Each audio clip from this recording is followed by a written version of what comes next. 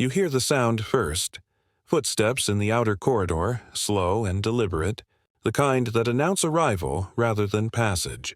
You are 14 years old, seated on embroidered cushions in a chamber where the afternoon light slants through latticed windows, and you know without being told that your life has just ended. Not in the way death ends life, but in the way a door closes on a room you will never enter again. The woman who enters does not smile. She carries a silver tray with documents you cannot read, and when she speaks, her voice has the texture of stone smoothed by centuries of repetition. "You have been chosen," she says, and the word chosen lands in your chest like a blade. Before we go further, I genuinely want to know, where in the world are you hearing this story? It amazes me that these buried truths, hidden for generations in palace archives, now reach across oceans and time zones to find you. This is Qajar, Persia, 1840s, the sprawling empire that stretched from the Caspian Sea to the Persian Gulf, ruled by shahs whose portraits still hang in museums, men with elaborate mustaches and eyes that seem to follow you across the room. But this story isn't about them. It's about their daughters, the princesses born into gilded cages where marriage was statecraft and wedding nights were weapons. The Qajar dynasty kept meticulous records, financial ledgers, military dispatches, architectural plans, but they were far more careful about what they didn't write down. The preparation protocols for royal brides existed in whispered instructions, in the coded language of palace physicians, in letters between women that used metaphor the way spies use encryption. What survives in fragments tells a story historians still struggle to fully articulate, not because the evidence is unclear, but because what it describes is so systematically cruel that even scholars trained in atrocity find themselves hesitating before naming it plainly. This is what they were hiding. The 6 months before a Persian princess's wedding night weren't preparation. They were annihilation. Princess Zara's selection came without ceremony. She was the third daughter of a minor prince, educated enough to read poetry in 3 languages, curious enough to ask her tutors questions that made them uncomfortable about astronomy and philosophy. She kept journals filled with sketches of birds and careful observations about the movement of stars. She had, in the way privileged children sometimes do, mistaken her education for autonomy, her intelligence for protection. The marriage contract was signed in a room she never entered, negotiated between her father and a military commander named Hassan Khan, a man 43 years old with landholdings in Azerbaijan and 2 previous wives who had died under circumstances palace records described with deliberate vagueness. The contract specified the dowry, the political alliance it secured, the sons she was expected to produce. It did not mention her name until the 4th paragraph. When the older women came for her that first week, they brought new clothing, simpler than what she'd worn before, easier to remove, designed for bodies that no longer belonged to themselves. They brought new schedules written on parchment in meticulous calligraphy. They brought a list of 43 phrases she was now permitted to speak. Everything else was forbidden. The vocabulary restriction came first because language is where selfhood lives. When you can name what you feel, you maintain coherence across time. The you of yesterday can speak to the you of today. Remove that capacity, and you fragment. Zara was allowed to say, "Yes, as you wish," and "Forgive my inadequacy," and "With permission, may I?" She could express gratitude, apology, and supplication. She could not express refusal, confusion, or desire. She could not ask why. The first time she spoke outside the permitted vocabulary, she asked where her journals had been taken, the punishment was isolation. 36 hours alone in her chamber with no explanation, no meals, no human contact. When she emerged, the other young women in preparation, there were always others, girls at different stages of the same process, had been instructed to treat her with visible contempt. This wasn't arbitrary cruelty. It was engineering. Humans are social animals. Our nervous systems regulate through connection, through the mirrors we see in other faces. Remove that reflection, and the self begins to destabilize. Within 3 weeks, Zara stopped speaking unless directly addressed. Her internal monologue, that constant narration most of us maintain, began to thin. Thoughts became harder to hold. She would start a reflection about something she'd read and lose the thread mid-sentence, even in the privacy of her own mind. Then they came for her body. The movement training began each morning at dawn in a chamber with polished floors where every gesture could be observed. She was taught 8 specific postures of submission, each calibrated to express a different flavor of powerlessness. The greeting bow required her eyes to drop before her spine bent. The visual acknowledgement of unworthiness had to precede the physical. The serving bow forced her to lower herself from standing to kneeling in a single fluid motion that left no space for hesitation, no moment where she might reconsider. Her neck had to remain at exactly 30 degrees when in the presence of authority, not 25, which suggested insufficient deference, not 35, which suggested weakness. Exactly 30. They measured it with string tied to her collar. Her hands could never rise above her heart. Her steps could be no longer than her own foot. She practiced these movements 3 hours each day while older women circled her like cartographers mapping territory. "Your spine too straight," one would say, pressing down on Zara's shoulders until her back curved in ways that would become permanent. "You're not broken enough." When she performed the movements correctly, there was no praise, only the absence of correction. When she failed, and the standards shifted daily so that failure was inevitable, she would be made to repeat the sequence while the other girls were summoned to watch. This served dual purposes. It humiliated the transgressor and taught the observers that their safety depended on others' compliance. Within weeks, they were monitoring each other with the vigilance of prison guards, because the system had successfully convinced them that one girl's failure threatened all their preparations. But the deepest destruction came through what the palace records called the testing.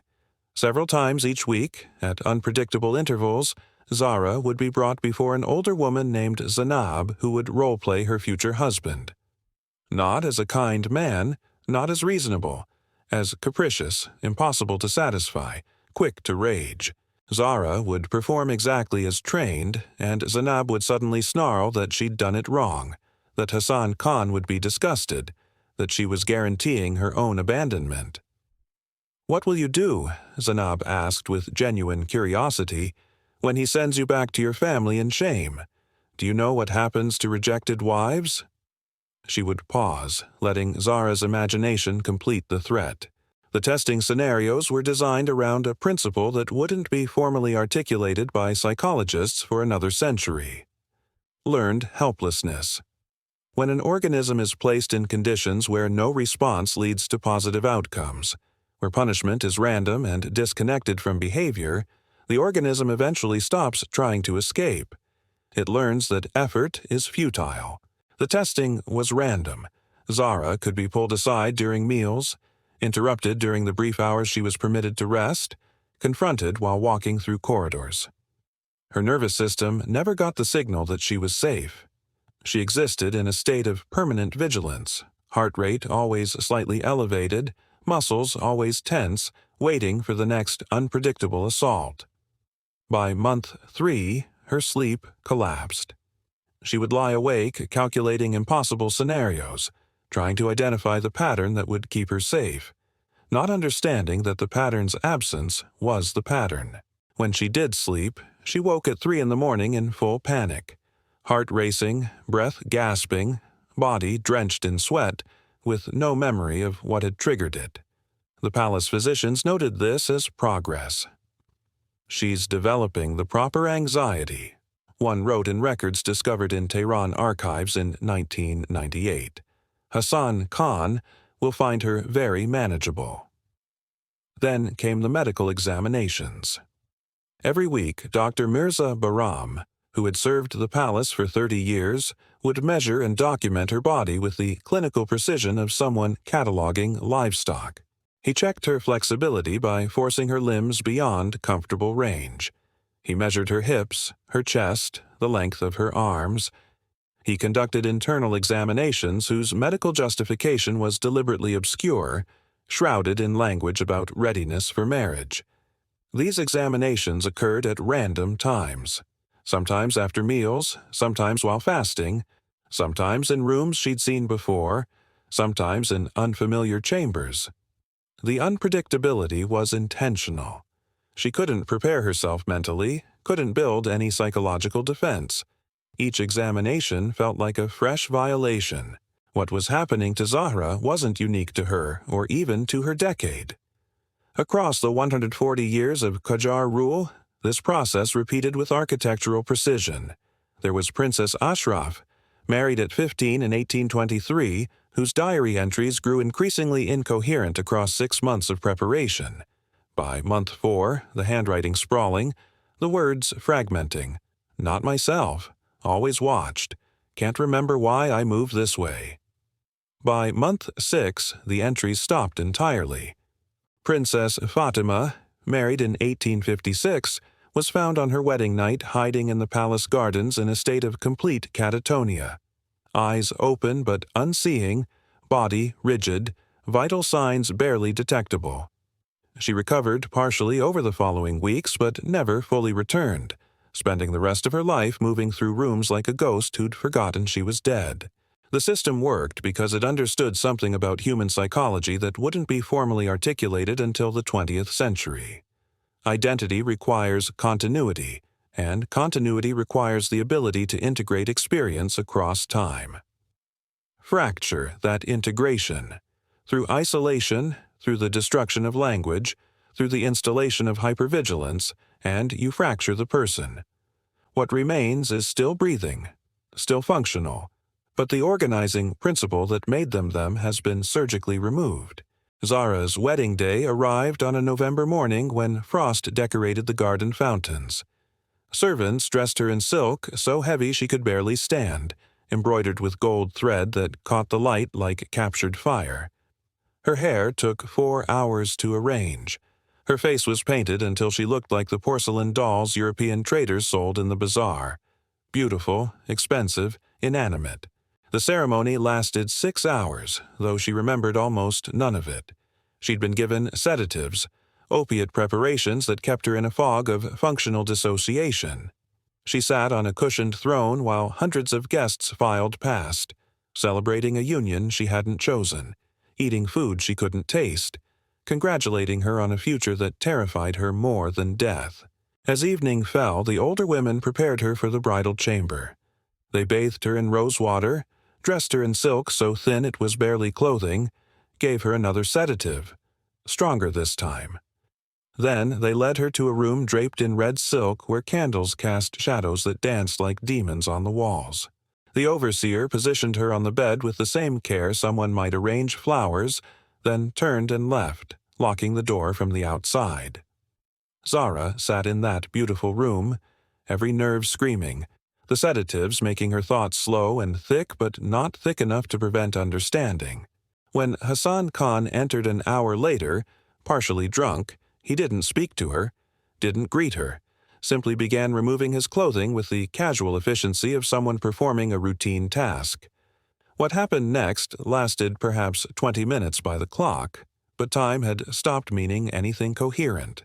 The sedatives had separated her consciousness from her body just enough that she could observe herself being touched without quite feeling it, could watch what was happening as though through glass. She made no sound. She did not resist. She had been trained too perfectly for resistance. When he finished and left without speaking, she remained on the bed, still dissociated, still foggy, her body not quite her own. The older women returned while it was still dark. They checked the sheets for blood, the physical evidence the system required, and, finding it, departed satisfied. The screaming started around midnight. Not the sound of physical pain, something worse. A sound like a mind finally giving way, like 6 months of accumulated terror finding voice all at once. The guards pressed their backs against corridor walls because they couldn't escape the sound in the stone passages of Golston Palace. It echoed through the women's quarters for hours. Princess Zahra, 14 years old, making the sound that happens when dissociation itself fails, when you suddenly re-inhabit your body fully and feel everything you've been running from. By morning, the physicians had administered enough sedatives to render her functionally catatonic. Within days, she entered what would become a permanent fog. She bore Hassan Khan a son within the year. She bore 3 more children over the following 8 years. She performed every duty required of her with exemplary obedience. By every official measure, she was a perfect success. But the girl who had loved poetry, who had asked questions about the stars, who had filled journals with careful observations, that girl was gone. In her place was a woman who moved through life like a ghost, who answered only when spoken to, who seemed only partially present even when looking directly at someone. She lived 37 more years. Died at 51, the official cause recorded as wasting illness, though the palace physicians noted in private correspondence that she had simply seemed to give up, as though her body had finally decided that existence was too exhausting to continue. What the Qajars had perfected, what they'd systematized with such precision that it left traces in archives across 3 continents, was the complete destruction of autonomous will through purely psychological means. No beatings, no dungeons, no physical torture that might leave embarrassing scars or provoke moral outrage.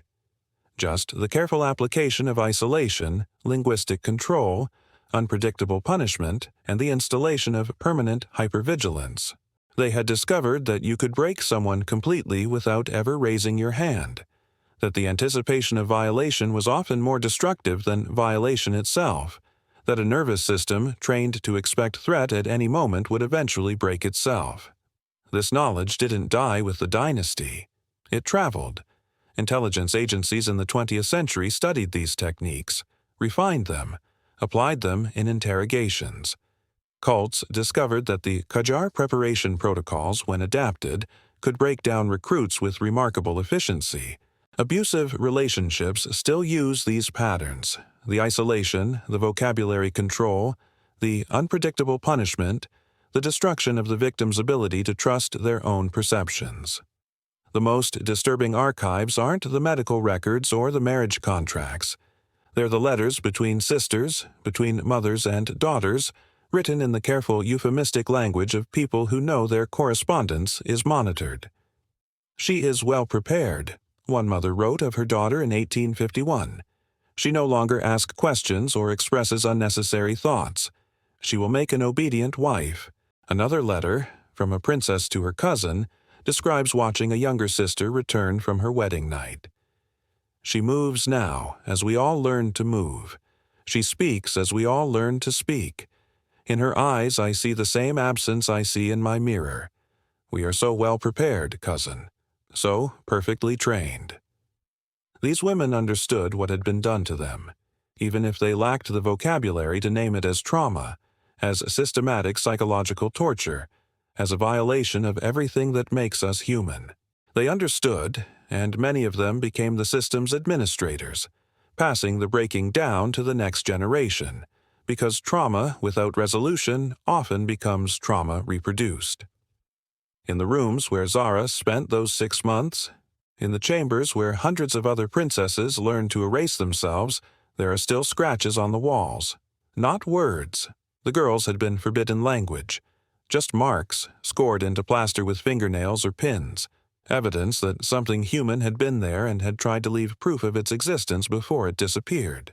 Palace restorers found them during renovation work in 1992, dozens of small scratches behind furniture, under windowsills, in corners where the older women's surveillance was briefly incomplete. They look like nothing. They mean everything. They are the archaeological evidence of resistance that had nowhere to go, of girls who couldn't speak or write but could still drag metal across plaster and think, "I was here. I existed. Someone should know."